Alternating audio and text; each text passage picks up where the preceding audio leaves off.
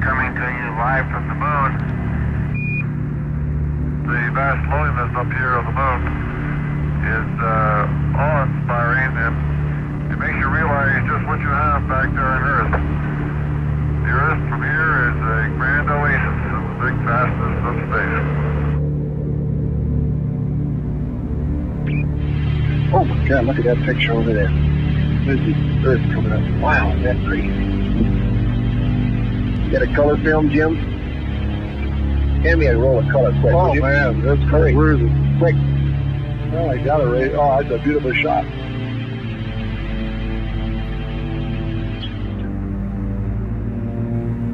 From the crew of Apollo 8, we close with good night, good luck, and God bless all of you on the good Earth.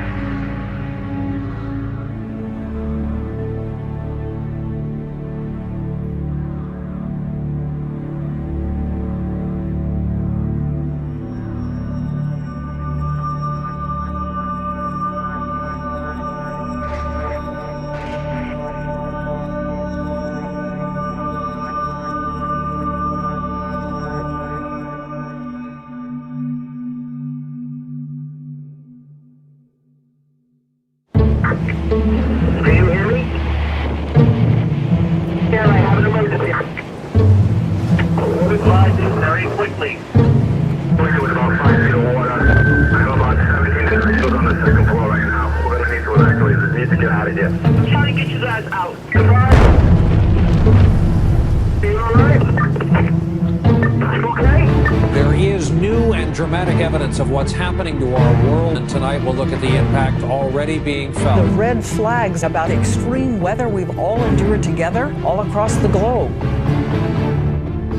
We are literally engaged in an unprecedented experiment with the one planet that we know of that can support life. We will respond to the threat of climate change, knowing that the failure to do so would betray our children and future generations. The big question mark is the future, of course, and a new kind of normal.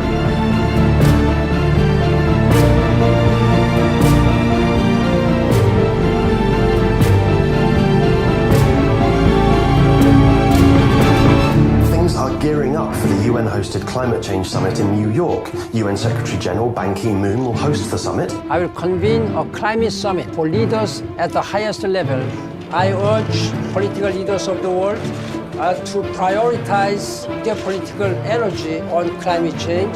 We have to get serious about bringing real commitments to the table for that summit. If things go business as usual, we will not live, we will die.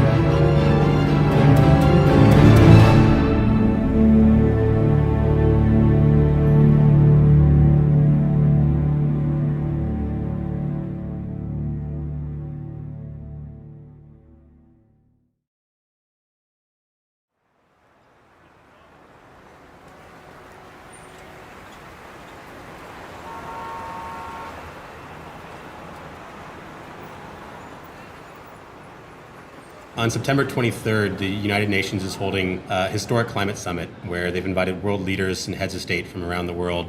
We're trying to organize the largest ever climate rally on the streets of New York in response to this, hopefully turning the tide of what comes out of that summit and reshaping what the entire climate movement looks like going forward.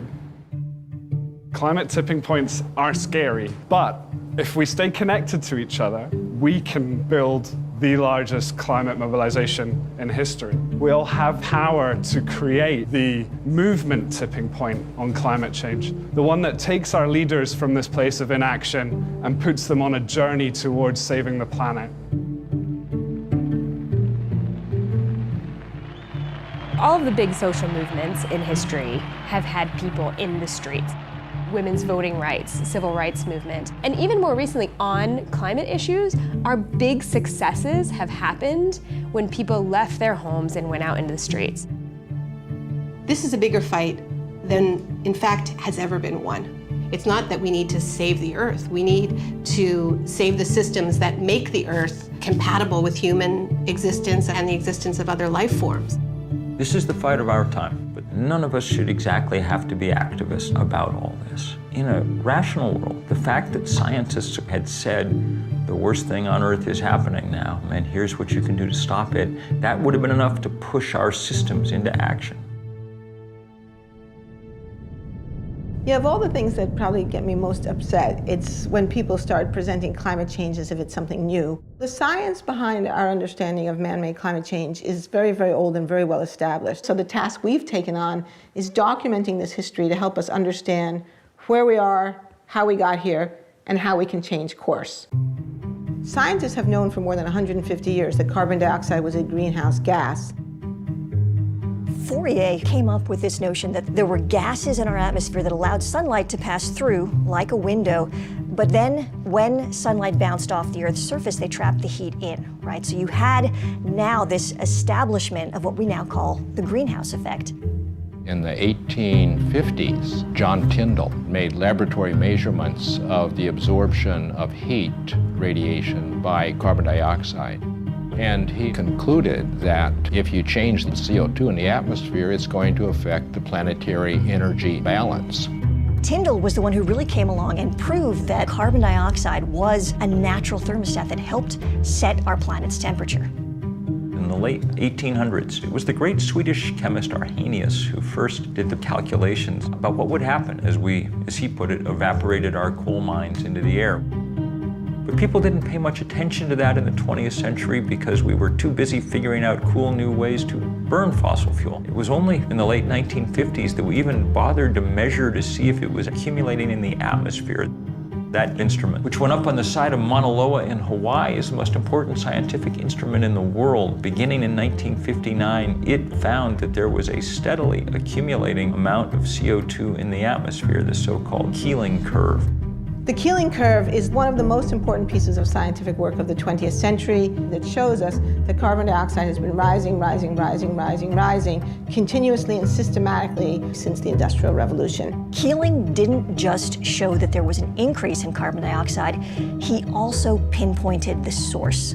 And what Keeling showed so incredibly was that roughly 1 out of every 4 CO2 molecules in our atmosphere today were put there by us. Just a year ago, we passed 400 parts per million of carbon dioxide in the atmosphere. Now, the pre-industrial level was about 280 parts per million. So human society in the industrial era has raised the level of CO2 in the atmosphere by about 40%, and many people fear that before we're done, we're going to double it or even triple it.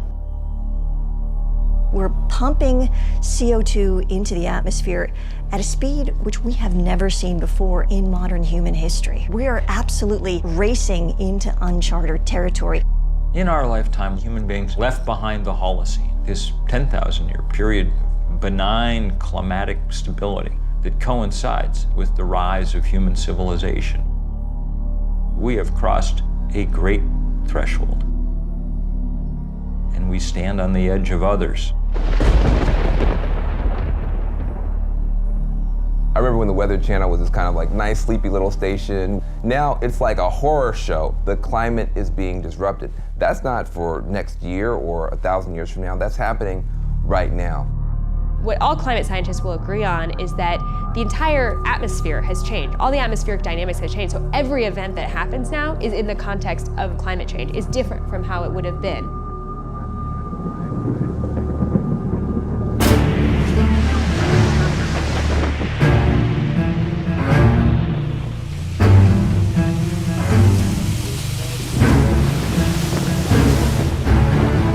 Typhoon slammed the Philippines with winds of 195 miles per hour. That's higher than the winds from Hurricane Sandy and Katrina combined. The world is mobilizing to help the Philippines, but just a trickle of food and water and medicine has reached the victims of Typhoon Haiyan. More than 1 million people were forced to flee their homes, many now trying to salvage what's left. Hundreds of thousands are thronging relief centers, desperate for life's necessities. Many residents covered their faces to mask the smell of the dead while they searched for relatives in some of the hardest hit areas. This is one of the top storms ever seen on this planet.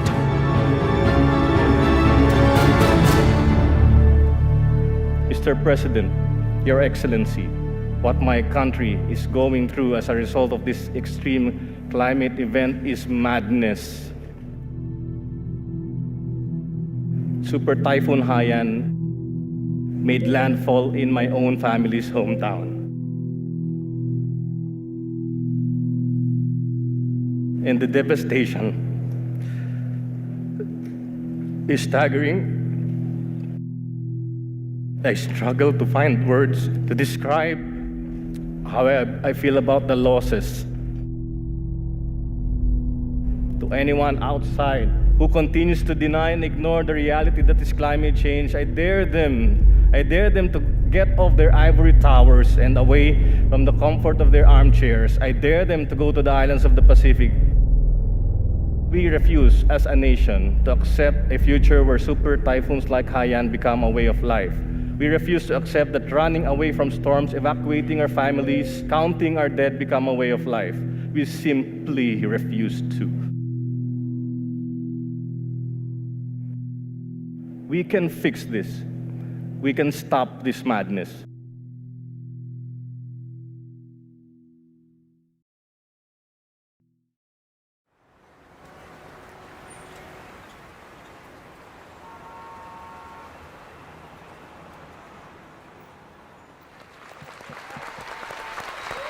Hello, hello, hello. All right, folks, we know why we're here. We have 80 days starting tomorrow to pull off the largest climate march in history. It's really important for folks to remember that although climate change affects everyone, the impacts are not evenly distributed. And we're asking each one of these breakout groups, prioritize people of color, folks, because this is real, it's disproportionate, and it's time to bring it. They need to act on a binding global agreement to reduce greenhouse gases. We can do that and create jobs at the same time. Part of what we're doing is moving people from fossil fuels to the solutions and also presenting them with economic opportunities around the solution. The idea of who's going to be leading this march are the people in this room. This environmental issue is the singular issue of our time, of our day, that will determine how we live, where we live, and if we live. The most important tool that we have is our people power. There are already 325 groups, and that list is going to grow every single day. Whatever you're thinking about doing to help build this mobilization, rethink it and make it bigger, make it bolder. Our job is to make sure everybody hears about it, and then they'll get there. They'll get there. That's our job.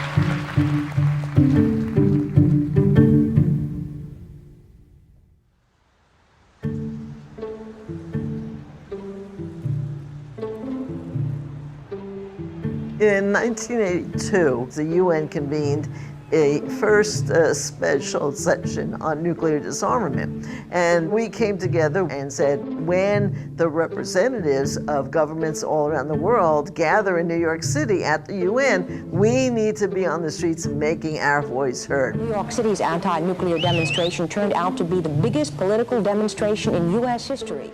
It was, and still to this date, is the largest single gathering, if you will, of people in this country. I think there was one computer in the office. Everything else was by phone and this thing we called the mail. We now call it a snail mail, whatever. But there was something about that reality that we didn't have the technology that we now have that actually forced people to talk directly to each other. We have real peace with real justice. We will not go home and be quiet. We will go home and organize. One of the really interesting things about that demonstration is that some 600 local groups were formed, and many of those groups lasted for years afterwards. To me, the real power of that day was the organizing experience that led up to it, and then the organizing that came out of it.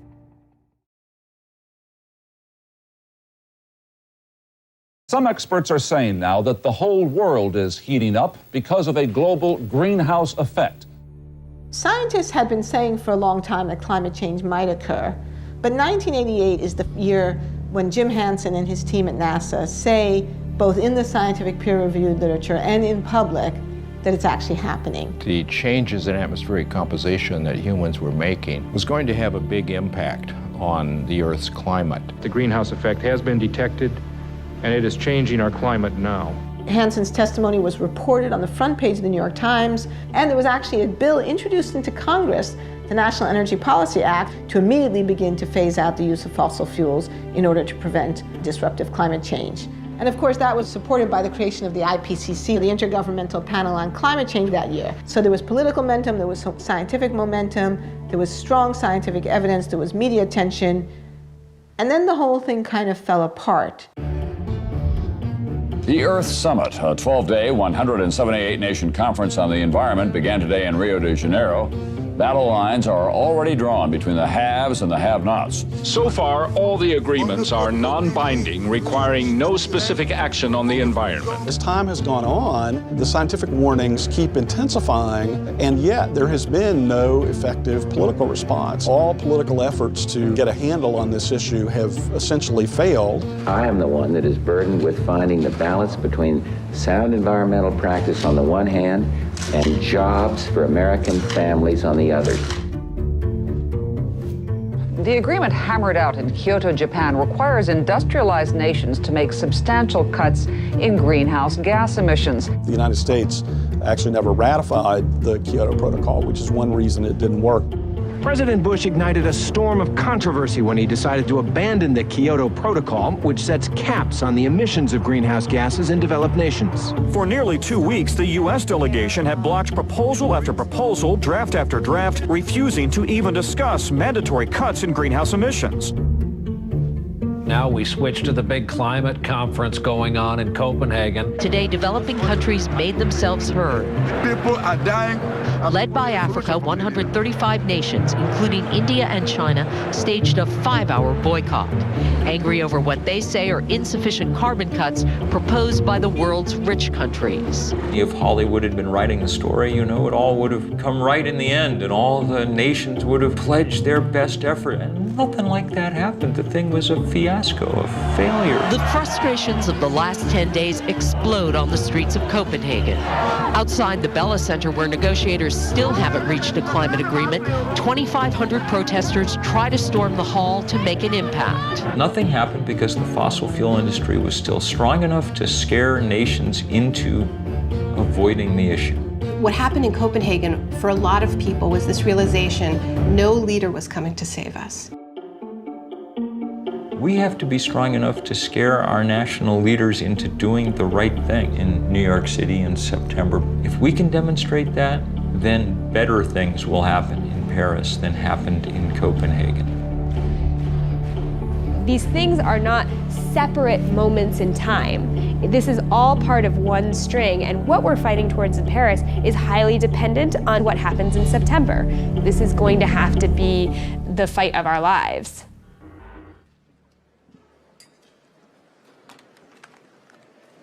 Welcome to this press conference to present the report of IPCC Working Group 3 on mitigation of climate change. If we really want to bring about a limitation of temperature increase to no more than 2 degrees Celsius, there is then the need for an unprecedented level of international cooperation.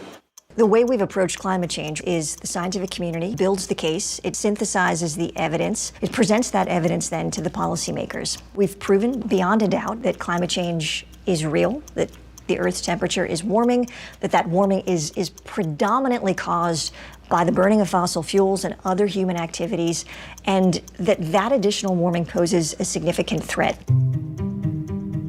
What the policymaking community did was they came up with a definition of what they called dangerous human interference.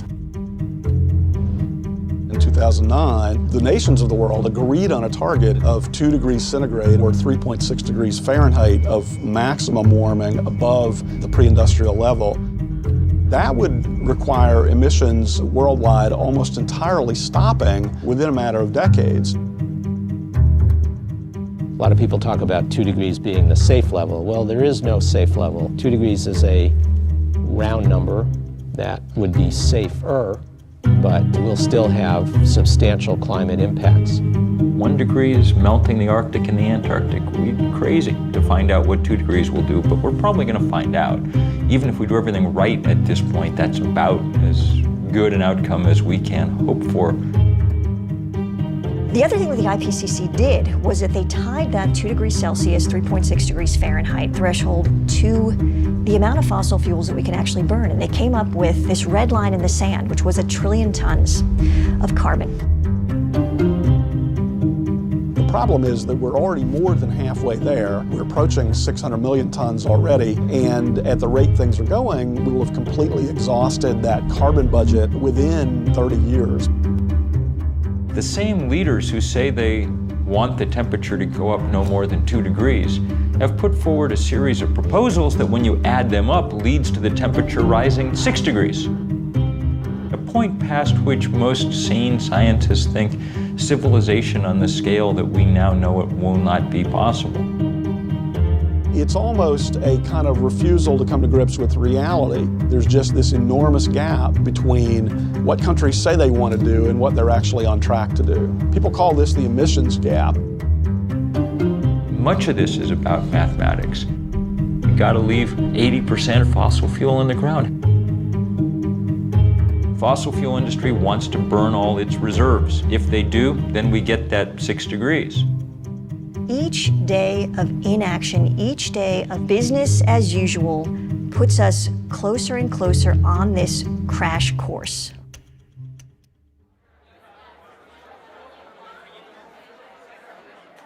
We're 2 months out from this demo. Obviously, we all know in this room a tremendous amount of work is happening every day, getting the word out, organizing people, mobilizing people. At this point, every day counts. And every day when we miss an opportunity, it's gone. Because it's not just a one-day march, it's our long-term ability to build a strong climate movement that we need to invest in. So being inclusive to us is really about multiple things, but recognizing that we live in a society where there's privilege, there are inequities. In order to address the climate crisis, we have to first address those inequities. That will allow us to then bring a movement strong enough to address the global ecological crisis. If you think for a second about this, there was this just layer of stuff under the ground, got put there at a specific time in a specific way, and it just captured millennia of solar energy. And we just happened upon it. It's like if you were just walking around and then like, oh, you put something in the ground, there's just millions of dollar bills down there. You're just like pulling them out. Everything about what we do and who we are and how we live is dependent upon the fact that we just found this stuff sitting there. And that stuff said, oh, you don't have to have everyone working in the fields all the time. You can have cities, you can have cars, you can have iPhones. And the way I view it is, as incredible as that stuff is, we've been paying this price on it the whole time, right? And there's this clock running. The classic market failure is negative environmental externalities. That's just jargon for you're not paying the full costs of the fossil fuels that you burn. The racket that the fossil fuel industry has run is to take costs of its product and export them to the public. Think about, the litany of impacts from sea level rise, ocean acidification, the collapse of ecosystems that we rely on for food, water availability. These things are really expensive. When you have huge wildfires, it costs a lot of money. All of those costs are being dumped onto us as a society and not being paid by people who are polluting. These big, massive polluters get to dump megatons of carbon in the atmosphere for free. You can't pollute for free. If you litter, you get a fine. That makes coal and oil and other fossil fuels more competitive against solar and wind and other sources than they deserve to be. Behind the environmental problems that carbon pollution causes and behind the economic problems is a political problem that a very small group of very powerful special interests have exerted very rough control over the political establishment. We're up against the fossil fuel lobby that has complete access to the political class and the ability to bribe through legal means and blackmail through the use of attack ads and so on. Even people who oppose them have trouble opposing them too strongly because they're in some ways economically dependent on them. Right now, we have a monopoly control by big carbon polluters. They grant themselves subsidy after subsidy. Think about this. How much money does the Pentagon spend helping big private oil companies get their for-profit products from the Middle East here? About half the Pentagon's budget is just helping Chevron and Shell and Exxon get their for-profit product here. What if they had to pay for that service? How much would gas cost then? Plus, they also get all kind of tax breaks and other kind of loopholes. They're in a system based on a grow or die ethic. But rather than respond to the climate crisis by scaling back, they're doubling down through fracking, through tar sands oil, through coal exports, mountaintop removal. They have become more brazen. It's a rogue industry. It's an industry whose business plan is followed to the letter will wreck the planet. Once you know that, then you know that these are now illegitimate business plans. We have to figure out how to disassociate ourselves with them. And that is beginning to happen all over the world.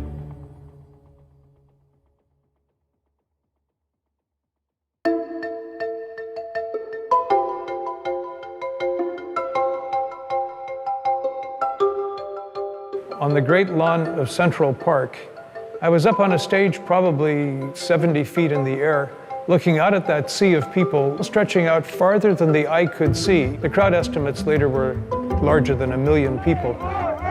April the 22nd, 1970. The grassroots mobilization, which we recall as the first Earth Day.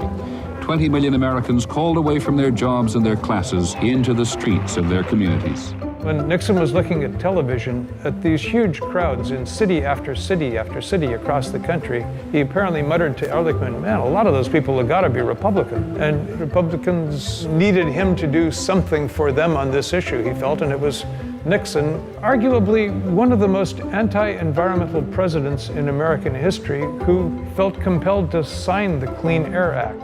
I think the things that we've been doing to date are a reason to give us a little bit of hope. We've seen a degree of responsiveness on the part of the House of Representatives and on the part of the U.S. Senate. In a matter of 3 years, we passed the Clean Air Act, the Clean Water Act, the Safe Drinking Water Act, the Endangered Species Act, the Marine Mammal Protection Act, National Environmental Policy Act, the Environmental Education Act, Superfund. I'd go so far as to say that with the possible exception of the New Deal, it was the most fundamental restructuring of the ground rules of the American economic system that the nation has experienced.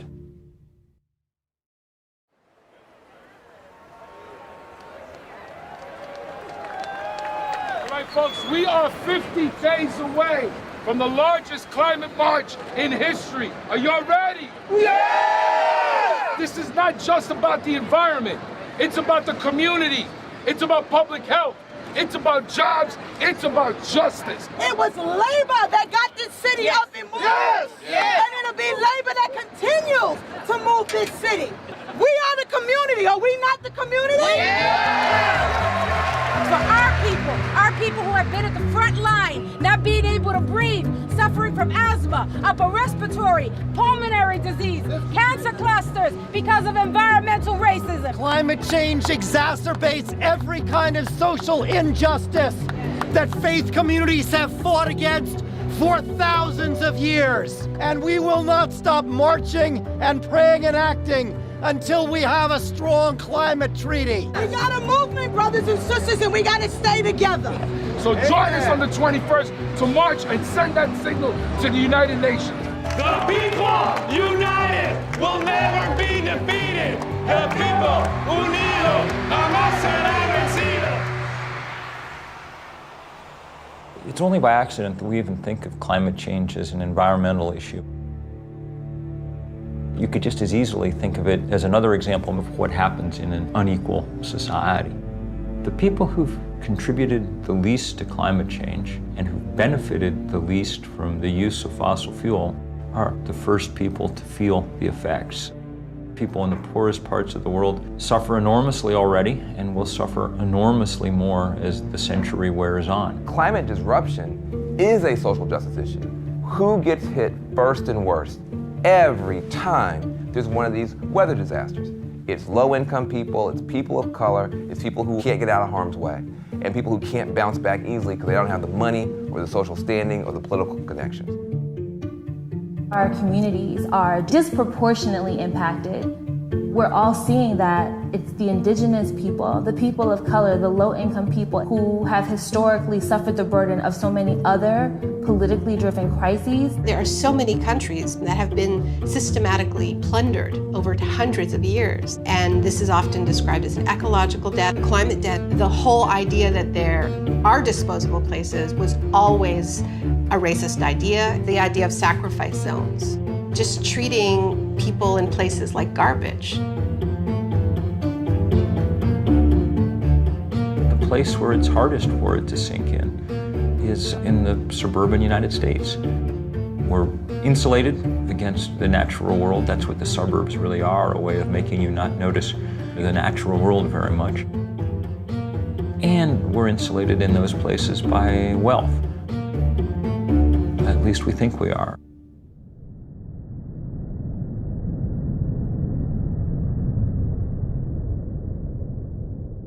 Scientists are screaming from the rooftops about us avoiding going over a 2-degree rise in the temperature of the planet. Why are they so worried about that?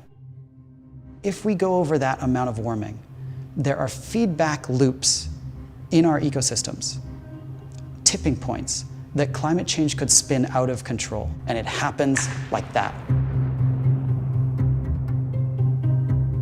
There are switches that can be tripped where suddenly you are in brand new territory and you don't even begin to know what to do about it.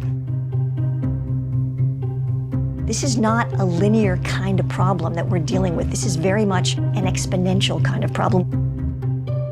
Right now, we're on the edge of 3 major tipping points. The first one is the Arctic ice cap. That ice cap's like a mirror. It reflects the sun's light off of the Earth and keeps it from warming us up. But as it melts, you get a smaller mirror, which means a warmer Earth, which means more melting, which means more climate change. Another example is Arctic methane. We've got a gigantic amount of methane gas frozen into the tundra, and it is 50 times as toxic as CO2 is. It's CO2 on steroids. As it warms, and that methane gets released, it then causes global warming to get worse, which means it warms more, which means more methane released, which means worse warming, and all of that process spins out of control. Another example of a tipping point is ocean acidification. As you get more CO2 in the atmosphere, a lot of it actually is going into our oceans. And a lot of stuff, like plankton, can't live in that kind of acidified water. And plankton is the basis of the food chain. If the plankton die, we lose the whole ocean ecosystem.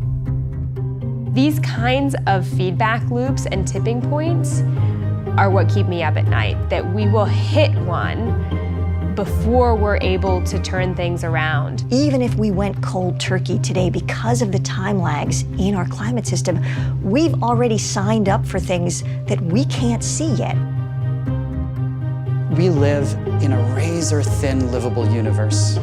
Just a few kilometers below my feet, it's too hot to live. Just a few kilometers above my head, the air is too thin to breathe. It's not about a few more droughts and a few more storms. It's about a catastrophic shift in this fragile balance of our biosphere that threatens everything we love.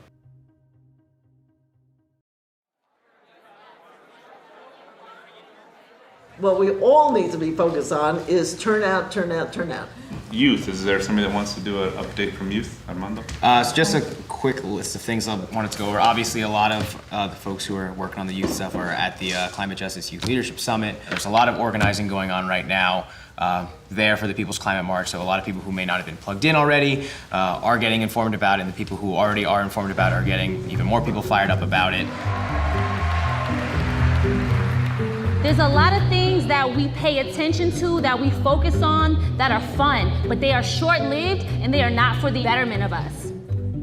We have to reprioritize what's important to us. Our environment isn't just ice caps melting in Antarctica. We're the ones who face the problems day to day. If you're breathing in smog or your little brother has asthma, that's environmental injustice. And those are things that we have the power to push back on. Imagine being the person who changes the face of climate change so that we don't have to deal with those impacts every day. So on September 21st, we're gonna march for climate justice. So who's with us? Come on, let's do it.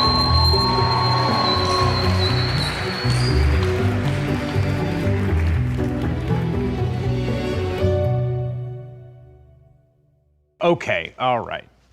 Yes, we pull the fossil fuels out of the ground, we put them in the incinerator, they put the carbon in the sky, it warms the earth, lots of bad stuff's gonna happen, heat waves, extreme weather, floods. Okay, sure. But I mean, really, is that the thing I care about most? You know, there's all these other issues in my life that are more pressing. For someone who is engaged in a struggle for a higher minimum wage or worries about healthcare, it's understandable that these molecules floating around the air seem invisible and abstract. Humans have this thing that we call a finite pool of worry. You've got your mortgage you've got to pay, you've got your kids you've got to take care of, and they tend to be more immediate. We respond to things that feel incredibly urgent, like a gun to the head, a stampede of wild elephants, right? Climate change is a completely different kind of risk. It plays out over these very long time scales. It's really hard to perceive it as a very urgent threat. The other thing that happens is that there's something called a single action bias. We have this tendency to see a threat and then we try to fix it with one thing. It's like the silver bullet solution. When we look at climate change, we become overwhelmed by it because there's so many different ways that we're gonna need to fix it. 25 years we've been talking about climate change. The level of scientific reports becomes higher and higher and higher. Why has that still not compelled the majority of people to action? Cognitive psychologists have been mapping the processing systems within our brains, and they found that there are two parallel and deeply interlocked processing systems. The rational side, the analytic side, which deals with information, facts, data. And we have another side, which is a much more intuitive and emotionally driven side. It is that emotional system that moves us into action.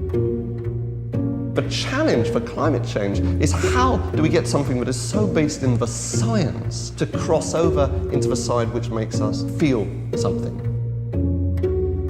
People are reluctant to stand up and to take action if they don't see that the other people around them are taking action. And that is why it is absolutely critical that there are people who are seen to be doing something. They are creating the breakage. Climate change is strangely, maybe uniquely problematic because not only are we all bystanders, we're also perpetrators, actively contributing to the thing. If we recognize the problem, we become morally compelled to take action on it. There is a fundamental tipping point at which that has to happen.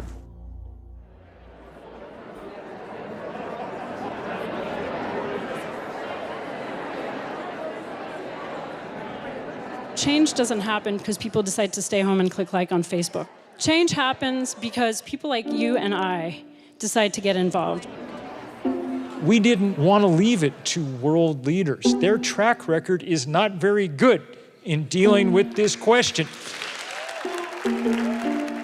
I am a trade unionist, and I am an environmentalist, and I see no conflict whatsoever in those two things. It's in our core self-interest as a trade union movement to help build the path to a sustainable future and get on the right side of the climate change issue sooner rather than later.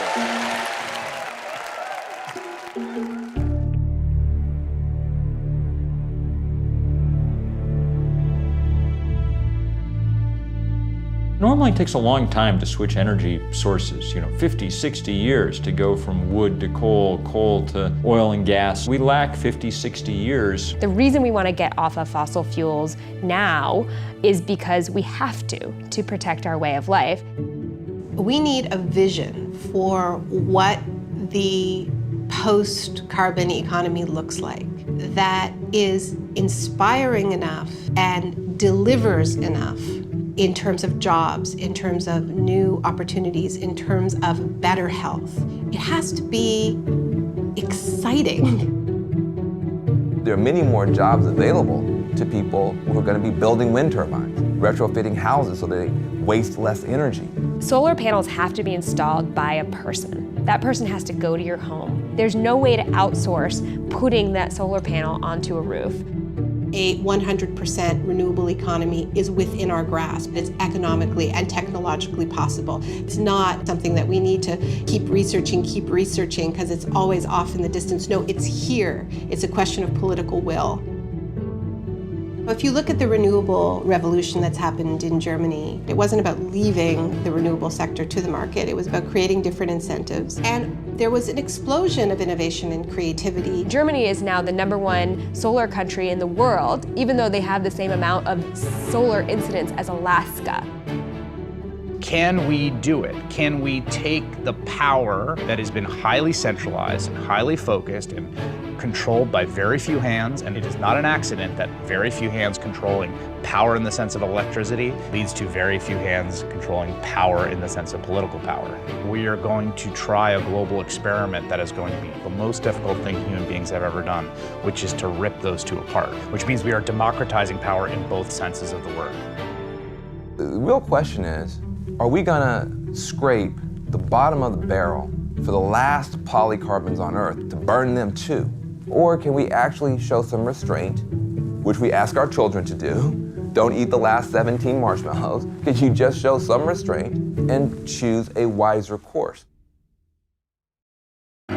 A Canadian company called TransCanada wants to build the Keystone XL pipeline. The $13 billion system would carry crude oil from the so-called tar sands region in Alberta to Houston, Texas for refining. The Keystone XL pipeline has become a huge focus of controversy. The tar sands oil is particularly dirty, it's particularly carbon intensive. An estimated 2,000 environmental activists from across the continent plan to gather in Washington, D.C. to launch a 2-week protest. It has become a symbol to both sides in this debate, where the people who want further development of fossil fuels see getting Keystone through as core to their strategy, and on the other side, the climate activists see it as a symbolic fight that they have to win. I'm here as a Nebraska citizen and landowner. I am on the advisory board of the Center for Health and the Global Environment at Harvard Medical School. I'm an evangelical Christian. I'm a proud member of the Transport Workers Union of America.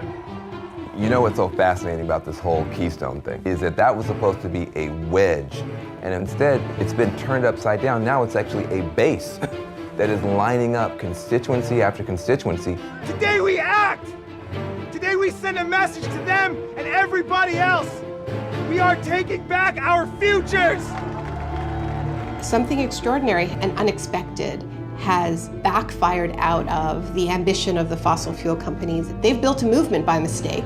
If you are going to be risking arrest, you're going to be lining up over here. One of the tools that came into play was peaceful civil disobedience to show the moral urgency of these problems, that this was the crisis of our time. I saw a story in one of the trade publications, the oil industry, not long ago, and they said, we're never going to get to build another pipeline in peace again. And I hope they're right.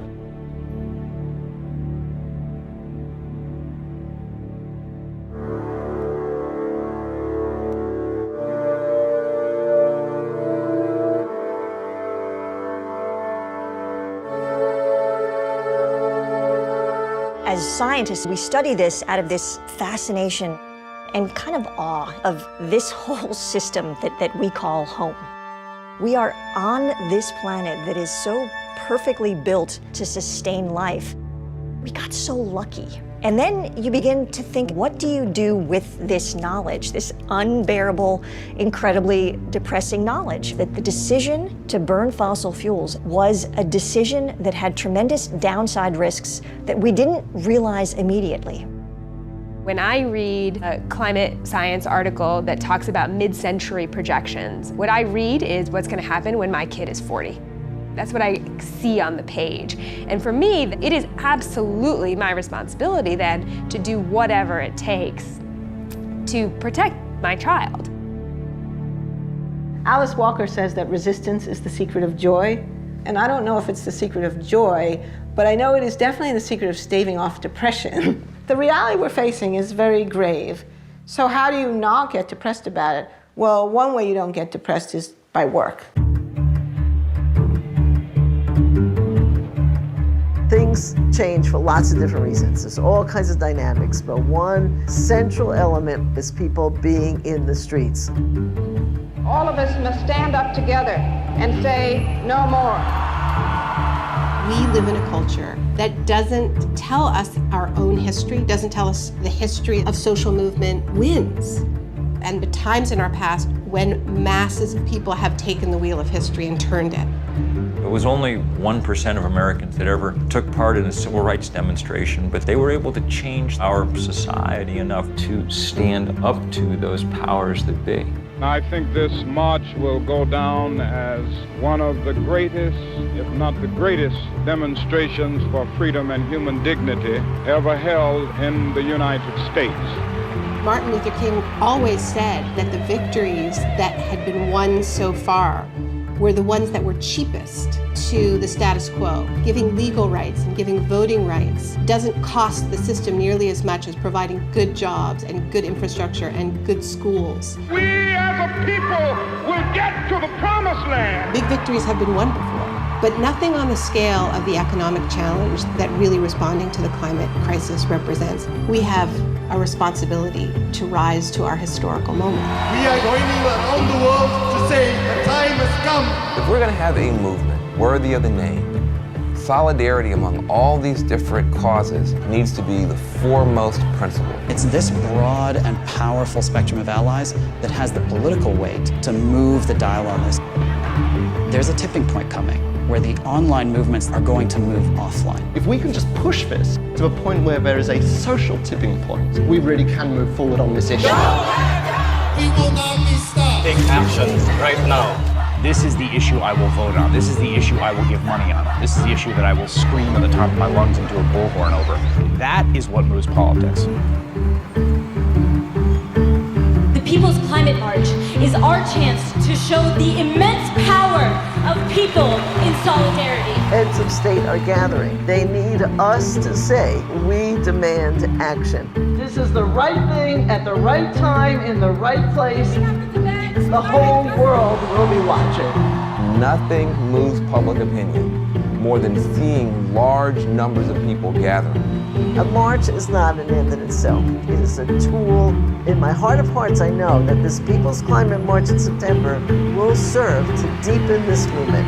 I will be there in New York, September 21st. There is no replacement, even in the digital age, for human bodies next to each other, standing as one, hearts beating as one, voices raised as one, making a political demand. If you don't fight for what you want, you deserve what you get. September 21st, in some ways, is the beginning. There are teams around the world organizing marches in Rio, in Delhi, in Berlin, in Paris, in London. And people around the world will get together in the largest climate change mobilization in history. Are you ready to march? Are you ready to march? Are you ready to march?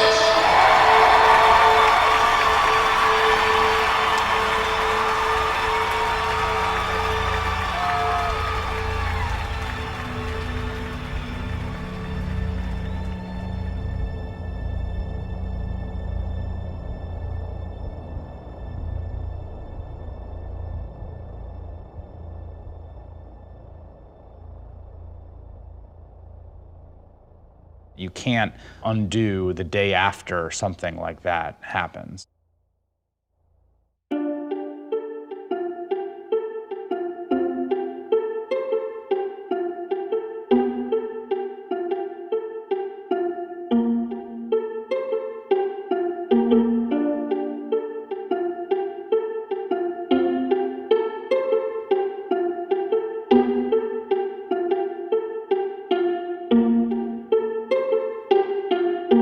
There's a line that divides good from evil, and it runs down the middle of every single person.